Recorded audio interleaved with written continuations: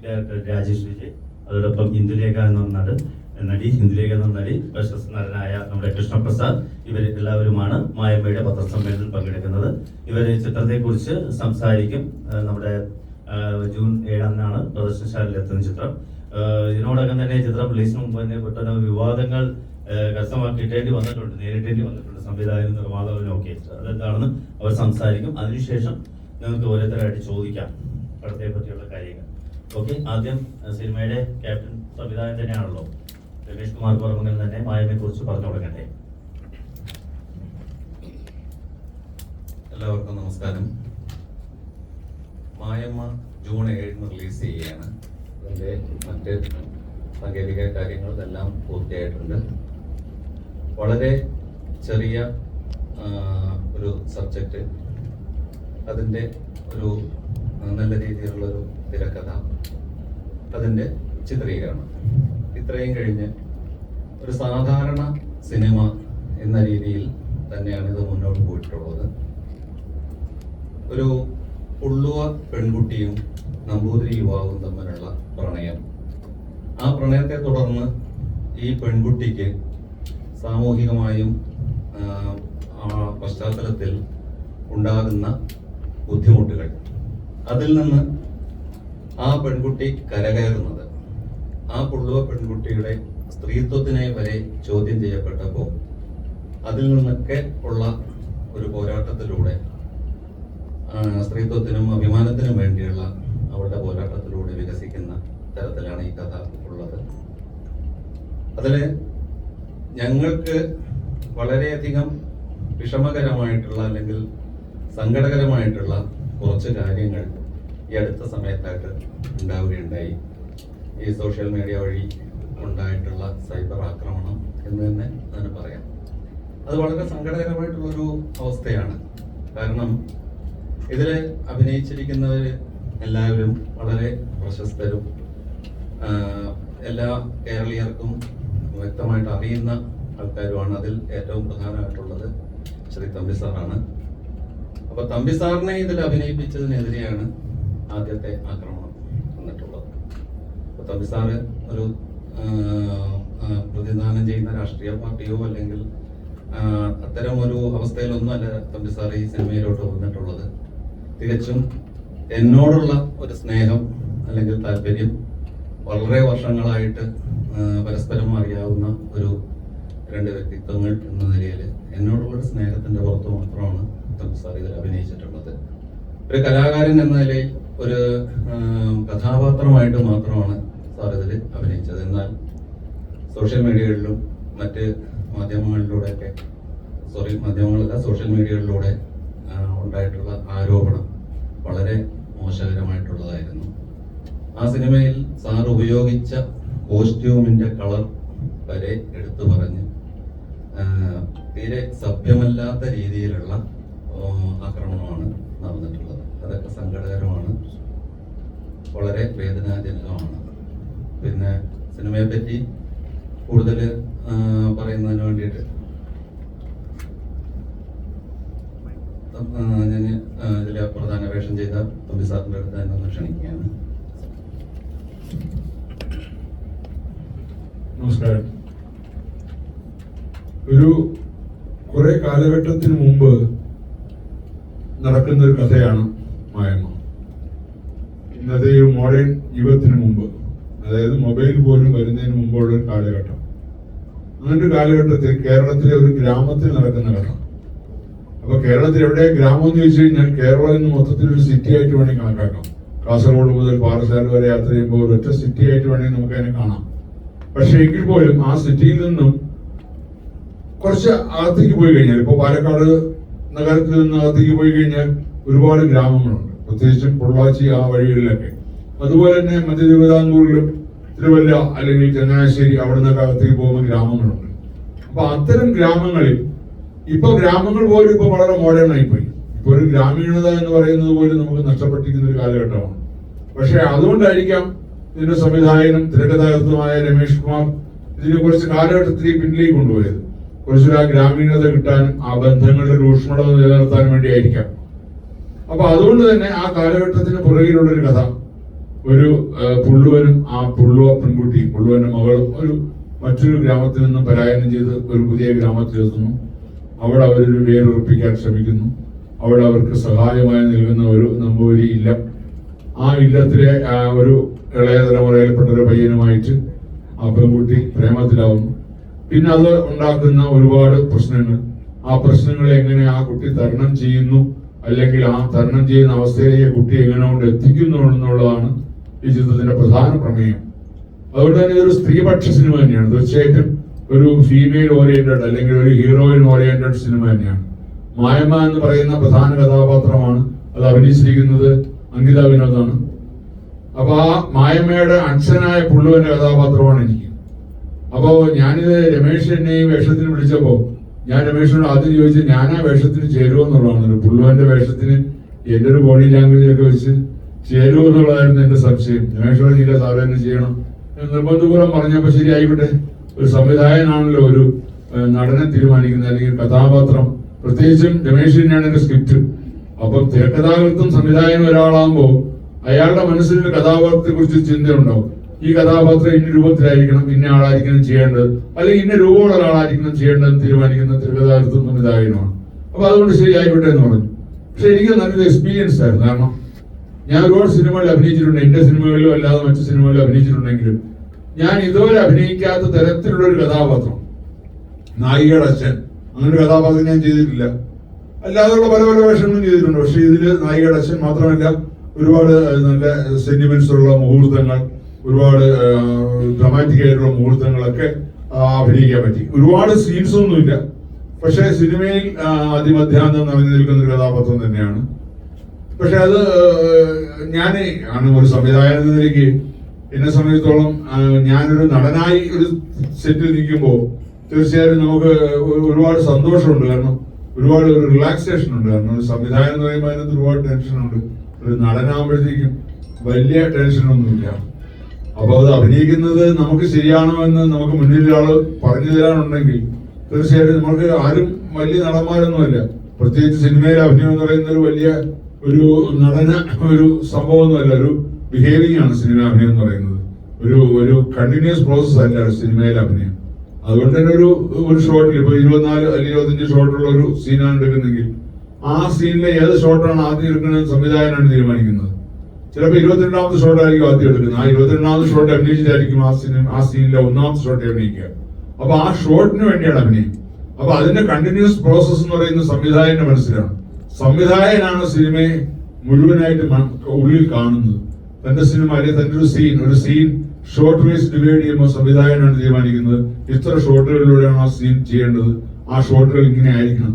അപ്പൊ ആ സംവിധായകന്റെ മനസ്സിലുണ്ടാവും ആ സിനിമയില് ആ കഥാപാത്രം എങ്ങനെയാണ് അഭിനയിക്കേണ്ടതെന്ന്. അപ്പൊ അത് മനസ്സിൽ സംവിധായകൻ കാണുന്നത് അഭിനയിപ്പിച്ചു കൊടുക്കുക, അല്ലെങ്കിൽ അത് സംവിധാനം ചെയ്തു കൊടുക്കുക എന്നുള്ളതാണ് നടന്റെ കർത്തവ്യം. അപ്പൊ അത് എനിക്ക് തോന്നുന്നു ഇനി ജനമാണ് പറയേണ്ടത് ഞാൻ ചെയ്ത് നന്നായിട്ടുണ്ടോ ഇല്ല എന്നുള്ളത്. കാര്യം എനിക്ക് സ്വന്തമായിട്ട് ജയിച്ചുകൊണ്ടില്ല. പക്ഷെ രമേഷും മറ്റു ക്യാമറമാനും എല്ലാം നന്നായിരുന്നു എന്ന് പറഞ്ഞു സീൻസുകൾ കണ്ടിട്ട്. അപ്പൊ അതൊരു ധൈര്യം ഇനിയും ജനം പറയട്ടെ. അപ്പോ അങ്ങനെ ഒരു നടനെന്ന നിലയ്ക്കും ഈ സിനിമയിലൊരു സാന്നിധ്യം അറിയിക്കാൻ പറ്റും. പക്ഷെ നല്ല ഒരു സിനിമയുടെ ഭാഗമാകാൻ കഴിഞ്ഞ അഭിമാനമുണ്ട്. പ്രത്യേകിച്ചും എന്റെ മകളായിട്ട് അഭിനയിച്ച അങ്കിത വിനോദ കുട്ടിയുടെ റിലീസാകാൻ പോകുന്ന ആദ്യത്തെ സിനിമയാണ് ഈ മായമ്മ. എനിക്ക് ആ സിനിമയിലെ അതിമനോഹരമായ പെർഫോമൻസ് ആണ് അങ്കിത കാണിച്ചിട്ടുള്ളത്. അതുകൊണ്ട് തന്നെ പ്രത്യേകിച്ച് ആ ഒരു കളം മായ്ക്കുന്ന ഒരു പാട്ടൊക്കെ വളരെ റിസ്ക് എടുത്തും വളരെ ബുദ്ധിമുട്ടിയ കുട്ടി പെർഫോം ചെയ്തിട്ടുണ്ട്. അതുകൊണ്ട് തന്നെ കുട്ടി തൊട്ടടുത്തിരിക്കുകയാണ്. ഞാൻ അഭിനന്ദനങ്ങൾ നേരിട്ട് അറിയിക്കുകയാണ്. മാത്രമല്ല അതെനിക്ക് തോന്നുന്നു ഒരു നല്ലൊരു അംഗീകാരത്തിന് സാധ്യതയുണ്ട്. ഒരു നല്ല ഒരു ജനങ്ങളുടെ അംഗീകാരം, അതോടൊപ്പം നല്ലൊരു അവാർഡ്. എനിക്ക് തോന്നുന്നൊരു ഡെബ്യൂ നായികയായിട്ട് തന്നെ ഒരു നല്ല നടിക്കുള്ള അവാർഡുകൾ കിട്ടാൻ ഈശ്വരാനുഗ്രഹം ഉണ്ടാവട്ടെ എന്ന് ഞാൻ പ്രാർത്ഥിക്കുന്നു. എന്തായാലും ഈ സിനിമയ്ക്കും സിനിമയുടെ പ്രവർത്തകർക്കും എല്ലാവർക്കും എന്റെ വിജയാശംസകൾ നേരുന്നു. ഒപ്പം എല്ലാ പ്രേക്ഷകരോടും ഒരു അഭ്യർത്ഥന, ഈ സിനിമ തിയേറ്ററിൽ പോയി തന്നെ കാണണം. കാര്യം ഒരു സിനിമ നമുക്ക് തിയേറ്ററിൽ പോയി കാണുമ്പോഴാണ് ആ സിനിമ വിജയിക്കുന്നത്. നാളെ OTT പ്ലാറ്റ്ഫോമിലോ അല്ലെങ്കിൽ ചാനലിലോ ഒക്കെ സിനിമ വരാം, അത് രണ്ടാമത്തെ കാര്യം. പക്ഷെ അതൊക്കെ വരുമ്പോ അതിനൊക്കെ ആ സിനിമയുടെ വിജയമായിട്ട് ജനം കണക്കാക്കില്ല. OTT ചാനലിൽ ഇത്രയും ആൾക്കാർ സിനിമ കണ്ടു എന്നുള്ളത് ഒരു സിനിമയുടെ വിജയത്തിന്റെ ഒരു കണക്കൂട്ടലിൽ വരുന്നില്ല. എത്ര ദിവസം തിയേറ്റർ ഓടി, തിയേറ്ററിൽ എത്ര രൂപ കളക്ഷൻ വന്നു, ഇപ്പൊ കാണുന്നില്ല, കോടി 100 കോടി ക്ലബിൽ കയറി, മറ്റേതിൽ കയറി, മറിച്ചതിൽ കയറി. അതൊക്കെയാണ് ഇപ്പോഴത്തെ ഏറ്റവും വലിയ പബ്ലിസിറ്റികൾ. അപ്പൊ ഒരു സിനിമ നല്ല രീതിയിൽ വിജയിക്കണമെങ്കിൽ, വിജയിച്ചതായിട്ട് ജനം കണക്കാക്കണമെങ്കിൽ തിയേറ്ററിലെ ഒരു കളക്ഷൻ തന്നെയാണ് പ്രധാനം. അതുകൊണ്ട് എല്ലാ പ്രേക്ഷകരും ഈ സിനിമ തിയേറ്ററിൽ പോയി കാണണം. നല്ലൊരു സിനിമയാണ്. നിങ്ങൾക്ക് നൊസ്റ്റാൾജിക് ഒരു മെമ്മറീസ് ഒക്കെ സാധ്യതയുള്ള സിനിമയാണ്. കാര്യം ഒരു കേരളത്തിന്റെ തനിമയുള്ള സിനിമയാണ്. അപ്പൊ ഈ സിനിമയ്ക്ക് എല്ലാ വിജയാശംസകളും നേരുന്നു. ഒപ്പം എന്റെ കഥാപാത്രത്തെ അംഗീകരിക്കണമെന്നും കൂടെ അഭ്യർത്ഥിക്കുന്നു. ജയൻ ചേട്ടൻ. വേറൊന്നുമില്ല സിനിമയെ പറ്റി, കാരണം പറയാനുള്ളത് ഏകദേശം സംവിധായകനും തമ്പി സാറും പറഞ്ഞു കഴിഞ്ഞു. ഇതൊരു സ്ത്രീപക്ഷ സിനിമയാണ്. കാരണം നമ്മളിന്ന് സിനിമയെ കുറിച്ച് ആൾക്കാർ സംസാരിക്കുമ്പോൾ 2-3 വിമർശനങ്ങളാണ് പറയുന്നത്. ഒന്ന്, പണ്ടത്തെ സിനിമകളിലൊക്കെ അച്ഛനും അമ്മയും അമ്മാവനും അമ്മായിയൊക്കെ സിനിമകളിലുണ്ടാവും, ഇപ്പോഴത്തെ സിനിമകളിൽ ഇല്ല എന്ന് പറയാറുണ്ട്. പക്ഷെ ഈ സിനിമയില് ഈ പറയുന്ന പോലെ അച്ഛനും അമ്മാവനും ഒക്കെ ഉണ്ടെങ്കിൽ പോലും അവരുടെ ഇടപെടലുകൾ വളരെ പരിമിതമായിട്ട്, കാരണം ഈ ഒരു മുൻകാലത്തെ ഒരു സബ്ജക്റ്റ് ആണ് പറയുന്നതെങ്കിൽ പോലും അവരുടെ ട്രീറ്റ്മെന്റ്, ആ സ്ക്രിപ്റ്റിന്റെ ട്രീറ്റ്മെന്റ് ഒരു പുതിയ തലമുറയുടെ രീതിയിൽ തന്നെയാണ്. കാരണം ഇൻസിഡന്റ് ബേസ്ഡ് ആയിട്ട്, കാരണം നമുക്കൊക്കെ അറിയാം മുമ്പ് ഒരു ഏരിയ ബേസ്ഡ് ആയിട്ട് കഥ പറഞ്ഞു പോകുന്നതിന് അപ്പുറത്തോട്ട് ഇപ്പം സിനിമകളെല്ലാം ഓരോ ഇൻസിഡന്റ് ബേസ്ഡ് ആണ്. ഒരു ഇൻസിഡന്റിനെ കേന്ദ്രീകൃതമാക്കി എടുത്തുകൊണ്ട് ഒരു സബ്ജക്ട് എക്സ്പ്ലെയിൻ ചെയ്തു പോകുന്നു. അതിന്റെ തുടക്കം തൊട്ട് ഒടുക്കം വരെ ഇൻസിഡന്റ് കംപ്ലീറ്റ് ആകുമ്പോൾ ആ സിനിമ തീരുകയാണ്. ഇതും അതുപോലെ തന്നെയാണ്. ഒരു സ്ത്രീപക്ഷ സിനിമ, ഒരു സ്ത്രീ ശാക്തീകരണം മനസ്സിൽ കണ്ടുകൊണ്ടായിരിക്കണം ഇതിന്റെ സ്ക്രിപ്റ്റ് ചെയ്തിരിക്കുന്നത്. ഇതിന്റെ സഞ്ചാരപഥത്തില് നമുക്ക് ഇന്ന് സമൂഹത്തിൽ ഏറ്റവും കൂടുതൽ ചർച്ച ചെയ്യപ്പെടുന്ന ഒരു വിഷയമാണ് ജാതീയമായിട്ട് ആൾക്കാരെ ധ്രുവീകരണത്തിലോട്ട് തള്ളിവിടുന്ന ഒരു രീതി. ഇതിനകത്തും വർണ്ണം തന്നെയാണ് വിഷയം, ജാതി തന്നെയാണ്. കാരണം ഒരു മുള്ളോ പെൺകുട്ടി ഒരു നമ്പൂരി യുവാവിനെ കെട്ടുന്നു. ഇതിനുശേഷം ഇവരുടെ ലൈഫിൽ ഈ ജാതീയ വ്യത്യാസം തന്നെയാണ് ഇവരുടെ ലൈഫിനെ ബാധിക്കുന്നത്. ഇവരൊരു ഉയർന്ന ജാതിയിൽപ്പെട്ട കുറച്ചു പേരുടെ സ്ഥലത്തെത്തുകയും അവിടുന്ന് രക്ഷ കിട്ടി വേറൊരു സ്ഥലത്തെത്തുകയും ഇതിനുശേഷം ഈ പെൺകുട്ടിയുടെ ജീവിതത്തിൽ സംഭവിക്കുന്ന സംഭവങ്ങളാണ് സിനിമയുള്ളത്. അപ്പം ഒരു പക്ഷേ ഇത് സമൂഹത്തിന്റെ മുമ്പിൽ ഒരു എന്താ പറയാ, ഇങ്ങനത്തെ ഒരു പൊളിറ്റിക്കൽ ഒരു ഇന്റർപ്രിട്ടേഷൻ കൂടെ നടത്താൻ സാധ്യതയുള്ള ഒരു വിഷയമാണ്. എന്തായാലും നമുക്ക് ആവശ്യം എന്ന് പറയുന്നത് സമൂഹത്തിന്റെ മുമ്പിൽ ഈ സിനിമ നല്ല രീതിയിൽ എല്ലാവരും കാണാൻ ഇടയാവട്ടെ എന്നുള്ളതാണ്. അതിന് എന്ത് ഈ പറയുന്ന പോലെ തമ്പിചേട്ടനെ അഭിനയിപ്പിച്ചതിൽ ആര് എന്ത് പ്രതികരിച്ചാലും, അതിനെ തെറ്റായി വ്യാഖ്യാനിച്ചാലും, എങ്ങനെ വ്യാഖ്യാനിച്ചാലും ആ വ്യാഖ്യാനങ്ങളൊക്കെ എൻഡ് ഓഫ് ദി ഡേ സിനിമയുടെ കളക്ഷൻ നല്ല രീതിയിൽ ബാധിക്കട്ടെ എന്ന് പ്രാർത്ഥിക്കുക. അതാണ് വേണ്ടത്. കാരണം പ്രൊഡ്യൂസർ നിലനിന്നാൽ മാത്രമേ നമുക്ക് അടുത്തൊരു സിനിമ ഉണ്ടാവുള്ളൂ. ഞങ്ങളുടെയൊക്കെ പ്രാർത്ഥന, കാരണം ഞങ്ങൾ അഭിനയിച്ചു കഴിഞ്ഞ് പോരുമ്പോ അദ്ദേഹം മണിക്കൂർ പോലും തരാതിരുന്നിട്ടില്ല, എല്ലാം കൃത്യമായിട്ട് തരണം. അപ്പം നമുക്ക് താമസിക്കാൻ സ്ഥലം, കഴിക്കാൻ ഭക്ഷണം, ഉടുക്കാൻ വസ്ത്രം, യാത്ര ചെയ്യാൻ പൈസ എല്ലാം തന്ന ഒരാളോട് നമുക്കുണ്ടാവുന്ന ഒരു നന്ദിയും സ്നേഹവും ഉണ്ട്. ഒരു പ്രാർത്ഥനയാണ്. അദ്ദേഹത്തിന്റെ വീട്ടിൽ അദ്ദേഹത്തിന്റെ ഭാര്യയും മക്കളും കഴിക്കേണ്ട, അല്ലെ അവർ എൻജോയ് ചെയ്യേണ്ട ആ പണം എടുത്തിട്ടാണ് ഞങ്ങൾക്ക് തന്നത്. അപ്പം അതിന് തിരിച്ച് ഞങ്ങൾക്ക് ചെയ്യാൻ പറ്റുന്നത് നമ്മുടെ വർക്ക് പൂർണ്ണമായിട്ടും ആത്മാർത്ഥയോടെ ചെയ്യാം. ഒപ്പം നിങ്ങളുടെ മുമ്പിൽ ഈ വർക്ക് നിന്റെ അംബാസിഡേഴ്സിനെ പോലെ നിങ്ങളുടെ മുമ്പിൽ നല്ല രീതിയിൽ ഈ സിനിമ എത്തിക്കുക. നിങ്ങൾ പ്രേക്ഷകരിലോട്ട് ഇത് നല്ല രീതിയിൽ എത്തിക്കുന്ന വിശ്വാസത്തില് നിങ്ങളിലുള്ള വിശ്വാസം പൂർണ്ണമായിട്ടും ഉൾക്കൊണ്ടുകൊണ്ട് ഞാൻ എന്റെ വാക്കുകൾ ചുരുക്കുകയാണ്.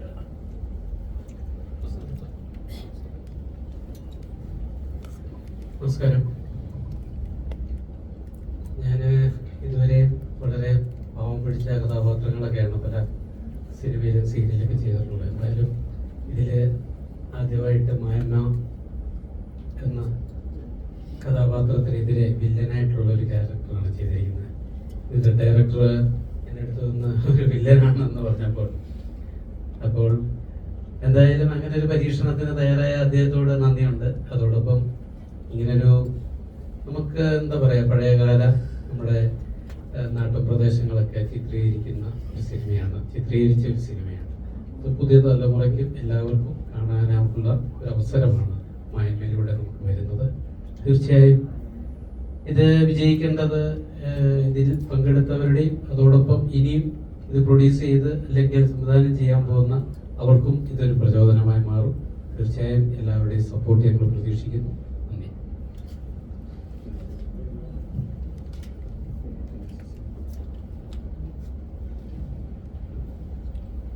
നമസ്കാരം.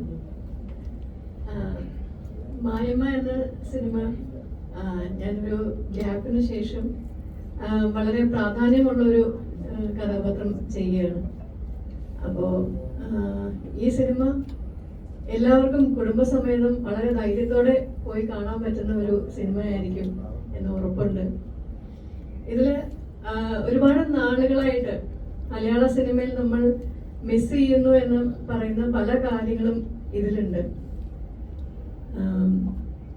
നമ്മുടെ കേരള തനിമ, നമ്മുടെ ട്രഡീഷൻ, പിന്നെ ആളുകൾ തമ്മിലുള്ള ഒരു ബന്ധം, അതിൻ്റെ ഒരു ഡെപ്ത് ഒക്കെ വളരെ നന്നായിട്ട് ഇതിൽ ചിത്രീകരിച്ചിട്ടുണ്ട്. എല്ലാവർക്കും വളരെ പ്രതീക്ഷയുള്ളൊരു സിനിമയാണ്. അത് വളരെ നന്നായിട്ട് വരും എന്ന് ഉറപ്പുണ്ട്. നല്ലൊരു ടീം വർക്കാണ് ഇതിലുള്ളത്. ഇതിൽ വർക്ക് ചെയ്ത ഓരോരുത്തരും ഇന്ന ജോലി എന്ന് വേർതിരിക്കാതെ എല്ലാവരും കൂട്ടായിട്ട് എല്ലാ ജോലിയും ചെയ്ത് കൂട്ടത്തോടെ ഉണ്ടാക്കിയ ഒരു സിനിമയാണ്. അതിന് എല്ലാവരെയും പ്രാർത്ഥനയുണ്ട്. ഇതിൽ നിങ്ങളെല്ലാവരും ഇത് വിജയിപ്പിക്കണം എന്ന് ആഗ്രഹിക്കും. ഇതില് 4 പാട്ടുകളാണുള്ളത്. ഒന്ന് ട്രഡീഷണൽ ആയിട്ടുള്ള നാവൂറ് പാട്ട്, കളംപാട്ട്, അഷ്ടനാഗക്കളത്തില് ഈ പുള്ളുവ പെൺകുട്ടി തലമുടി അഴിച്ചിട്ട് നാഗക്കളം മായ്ക്കുന്ന ആ പരമ്പരാഗതമായിട്ടുള്ള ആ ഒരു രീതിയിലുള്ള പാട്ട്, പിന്നെ കൊള്ളുവാൻ പാട്ട്. ഇതത്രയും കൈകാര്യം ചെയ്തിട്ടുള്ളത് ശ്രീ രാജേഷ് വിജയാണ്. അദ്ദേഹത്തിന് നമസ്കാരം. പാട്ടുകളെ പറ്റി സിനിമയെ പറ്റി എല്ലാവരും പറഞ്ഞു കഴിഞ്ഞു. പാട്ടുകളെ പറ്റി പറയാന്ന് വെച്ചാൽ അതും രമേശ് ജി പറഞ്ഞു കഴിഞ്ഞു. അതിലും എന്നെ സംബന്ധിച്ചത് എൻ്റെ ഒരു ബ്രേക്ക് ത്രൂ ആയിട്ട് ഞാൻ കാണുന്നു. കാരണം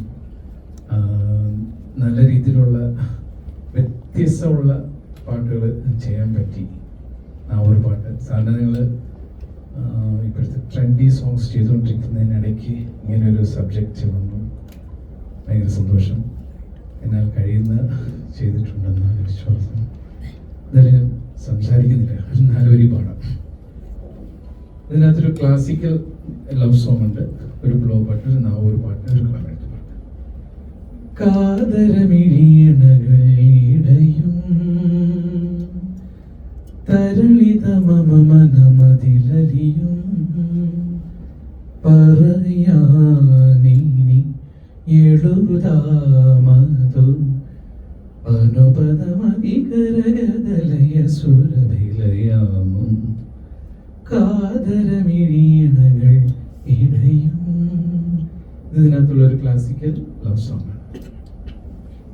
എല്ലാവരും അടിപൊളിയായിട്ട് അഭിനയിച്ചിട്ടുണ്ട്.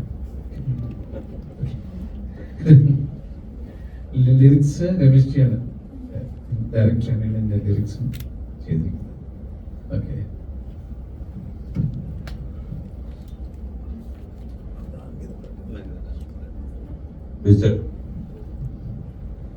സിനിമയെ പറ്റിയൊക്കെ എല്ലാവരും പറഞ്ഞു കഴിഞ്ഞു. ഞാൻ സിനിമാ രംഗത്ത് എൻ്റെ 5ാമത്തെ സിനിമയാണ്. പക്ഷേ എൻ്റെ ആദ്യത്തെ സംരംഭമാണ് മായമ്മ. ഈ 5 പടത്തിന് മുമ്പ് തന്നെയാണ് ഞങ്ങളുടെ മായമ്മയുടെ കൂട്ടായ പ്രവർത്തനം തുടങ്ങിയത്. ഇതിലൊരു മുൻഷിമാഷ് എന്ന കഥാപാത്രത്തോടെയാണ് എനിക്ക് കിട്ടിയിരിക്കുന്നത്. തന്നതിൽ രമേശോട് നന്ദി അറിയിക്കുന്നു. എല്ലാവരും ഈ പടം തിയേറ്ററിൽ പോയി കാണാൻ ഞങ്ങളൊരു വലിയ പ്രതീക്ഷയാണ് അങ്ങോട്ട് ഏൽപ്പിക്കുന്നത്. അതുപോലെ തിരിച്ച് ഞങ്ങൾ പ്രതീക്ഷിക്കും. നായകനായിട്ട് അഭിനയിച്ചിട്ടുള്ളത് അരുൺ ഉണ്ണിയാണ്. ഒറ്റപ്പാലം സ്വദേശിയാണ്. നേരത്തെ സിനിമയിലെ അസിസ്റ്റന്റ് ഡയറക്ടറായിട്ട് വർക്ക് ചെയ്തിട്ടുള്ള ആളും കൂടെയാണ്. അരുണിന്റെ വാക്കുകളും. നമസ്കാരം, എൻ്റെ പേര് അരുൺ ഉണ്ണി. എനിക്കിവിടെ വേദിയിലിരിക്കുന്ന വിശിഷ്ട വ്യക്തികൾ പറയുന്നതിനപ്പുറത്തേക്ക് എനിക്ക് ഒന്നും പറയാനില്ല. എല്ലാവരും പറഞ്ഞു കഴിഞ്ഞു. ഒരുപാട് സന്തോഷമുണ്ട്. എനിക്ക് ഈ ഒരു വേഷം തന്നിട്ടുള്ള രമേശ് സാർക്ക് ഒരുപാട് നന്ദി. എന്നെ ഈ സിനിമയിലോട്ട് എത്തിച്ച എല്ലാവരെയും നോക്കുന്നു. എല്ലാവർക്കും നന്ദിയുണ്ട്. പ്രത്യേകിച്ച് എൻ്റെ പാരൻസിനോട് ഒരുപാട് നന്ദി. എല്ലാവരും തിയേറ്ററിൽ തന്നെ പോയിട്ട് സിനിമ കാണാൻ ശ്രമിക്കണം. ഒരു കൂട്ടം പുതുമുഖങ്ങളുടെ അരങ്ങേറ്റം കൂടിയാണ് ഈ സിനിമ. അപ്പോൾ അതിനെ ഞാൻ നേരത്തെ സൂചിപ്പിച്ചതുപോലെ, ജയൻചേട്ടൻ നേരത്തെ സൂചിപ്പിച്ചതുപോലെ, ഈ ആരോപണങ്ങൾ കൊണ്ട് ദയവായി തകർക്കാതിരിക്കുക എന്നൊരപേക്ഷ എനിക്ക് ഈ അവസരത്തിൽ നിങ്ങളോട് എല്ലാവർക്കും പറയാനുണ്ട്. അടുത്തതായിട്ട് ഇതിലെ നായിക അങ്കിത വിനോദ്. എല്ലാവർക്കും നമസ്കാരം. മായമ്മ സത്യത്തിൽ എനിക്കറിയില്ല എന്താ പറയുന്നത്. ഇത്രയും സന്തോഷത്തോടെയാണ് ഞാൻ ഇരിക്കുന്നത്. എനിക്ക് ഇത്രയും ആർട്ടിസ്റ്റിൻ്റെ കൂടെ ഈ സ്റ്റേജിൽ ഇങ്ങനെ ഇരിക്കാൻ പറ്റുന്നത് ഞാൻ ജീവിതത്തിൽ ഒരിക്കലും മറക്കില്ല. എൻ്റെ ലൈഫിൽ, എൻ്റെ അഭിനയ ജീവിതത്തിൽ എനിക്ക് ഒരു വലിയൊരു അംഗീകാരം തന്നെയാണ് മായമ്മ എന്ന് പറഞ്ഞ സിനിമ. കഷ്ടപ്പെട്ടു എന്ന് വെച്ചാൽ എൻ്റെ രീതിക്ക് ഞാൻ നന്നായി കഷ്ടപ്പെട്ടു. അതിൻ്റെ ഫുൾ സപ്പോർട്ട് സാർ തന്നെയായിരുന്നു. സാറ് ഓഡിയോ ലോഞ്ചിലും പറഞ്ഞിട്ടുണ്ടായിരുന്നു മായമ്മ സാറിൻ്റെ മകളാണ്. എൻ്റെ ഒരു മകളെ പോലെയാണ് സാർ ത്രൂ ഔട്ട് കൊണ്ടുപോയത്. ഓരോ കാര്യങ്ങൾ പറഞ്ഞ് വ്രതമെടുത്തിട്ടാണ് ഈ നാഗക്കളം പാട്ടെല്ലാം ചെയ്യുന്നത്. ഓരോ സീനിനും സാർ എൻ്റെ അടുത്ത് വന്ന് കഥ പറയുമ്പോൾ എനിക്ക് എന്താ പറയേണ്ടതെന്ന് അറിയില്ല. ഞാൻ എൻ്റെ ലൈഫിലെ ഒരു ചേഞ്ചാണിത്. സീരിയലിൽ ഇത് സിനിമയിലേക്ക് ഞാൻ വന്ന് ചെയ്യുന്ന ഒരു മൂവിയാണ്. അപ്പോൾ എന്താ പറയേണ്ടതെന്ന് അറിയില്ല. ഭയങ്കര സന്തോഷമാണ്. വാക്കുകൾ കിട്ടുന്നില്ല. എല്ലാവരും സിനിമ തിയേറ്ററിൽ പോയി കാണണം. Thank you. ഈ സിനിമയെ പറ്റി